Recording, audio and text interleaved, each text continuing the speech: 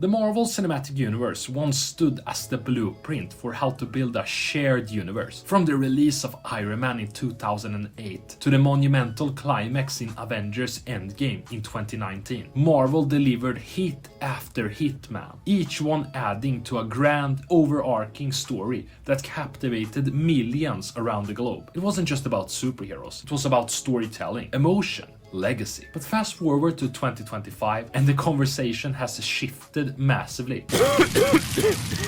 The excitement is no longer universal, fan engagement is just fragmented, and box office returns are inconsistent. And the once unshakable confidence that we had in Marvel Studios has started to fade. So, what happened then? How did we get to this point? How did the most successful cinematic universe in history reach a point where fans are questioning whether it can recover or not? I mean, let's break it down. Oversaturation and content fatigue. There was a time when getting a new Marvel movie felt like a cultural moment. People marked their calendars, or at least I did. Midnight showings were sold out, maybe in other countries, not my home country. But somewhere along the way, the MCU went from being an event to feeling like homework. With the launch of Disney+, Marvel dramatically increased its output. Not just movies, but also multiple streaming series per year, holiday specials, animated spin-offs, and the post-credit teasers teasing things that may or may not pay off years down the line. This avalanche of content, man, I really like this sentence, avalanche,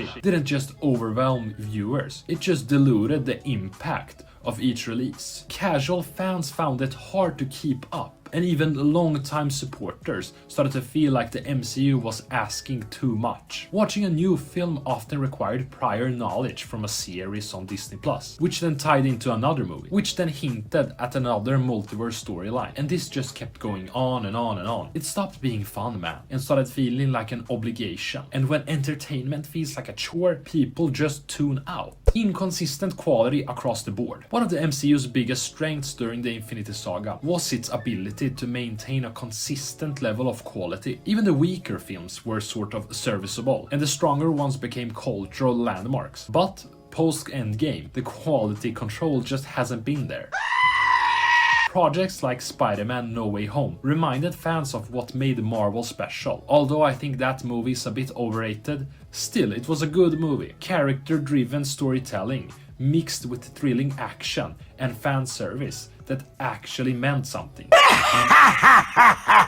But other entries like Thor Love and Thunder, which was super horrible, and Eternals felt messy, rushed, and just simply uninspiring. There's also the issue of tone. The MCU has long relied on humor to balance out its darker themes, but later that balance has tipped too far into self-parody. Films that should have emotional weight end up undercutting themselves with forced jokes and just inconsistent pacing. And viewers are starting to notice, or we have already noticed, and it's impacting their trust in the brand. I mean, to be honest, looking at Thor Love and Thunder, you have children that have been kidnapped and are super scared, and this superhero right here, this superhero guy, and it's just inappropriate what he's doing. He's literally scaring children in space. The multiverse mayhem. The multiverse sounded like a brilliant idea on paper, a way to bring in legacy characters, explore alternate version of heroes, and expand the universe beyond its traditional limits. And when done right,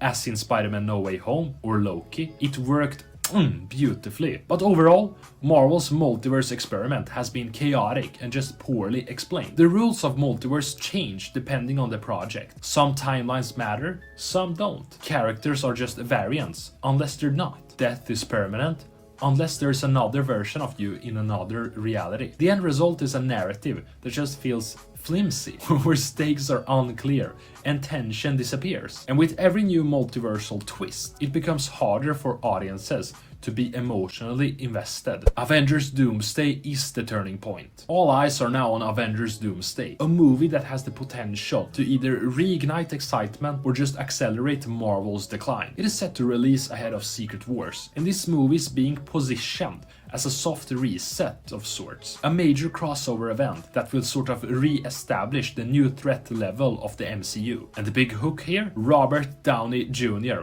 very beautiful man, is returning, but not as Iron Man this time. Instead, he's playing the iconic supervillain Doctor Doom, who I really love, and also Stan Lee really loved him. it was his favorite villain. Rip Stan Lee, man, big legend. Anyway, it's a bold move. RDJ is arguably the face of the MCU, and having him return as a villain is both a clever use of multiversal logic, but it's also a high-stakes gamble. Doom, in the comics, is one of the most intelligent, dangerous, and layered villains Marvel has ever created. In Secret Wars, he literally becomes a god, so giving that role to an actor of RDJ's stature makes sense, but it also raises expectations to dangerous levels. If Avengers Doomsday doesn't stick the landing, if Doom isn't compelling, if the plot doesn't grab viewers, or if the movie just feels bloated and directionless, it could completely undermine Secret Wars before it even arrives. That's the real danger here, man. In 2019, Marvel earned the benefit of doubt, but in 2025 they no longer have it. The villain problem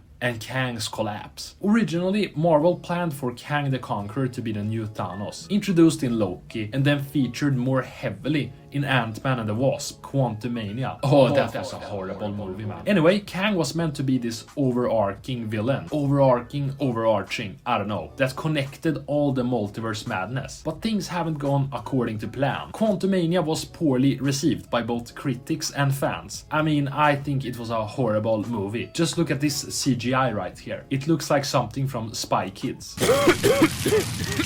Kang's portrayal was inconsistent and at times menacing, but other times it was bland, and it failed to inspire confidence in him as a long-term threat. On top of that, the actor who portrayed Kang, Jonathan Majors, became sort of embroiled in a high-profile legal case, causing even more uncertainty about the character's future in the MCU. It ended up being that he was innocent, so moving on from him was maybe a mistake, maybe it was the correct thing to do. I don't know, it was a tough situation for the MCU. But Marvel had to pivot, sort of. They did pivot to Doctor Doom, who is now the central villain moving forward. But Doom shouldn't be a last-minute solution. He's being set up properly through Avengers Doomsday and possibly the Fantastic Four. It is a smart move, but also a sign that Marvel knows its original plan wasn't working with Kang.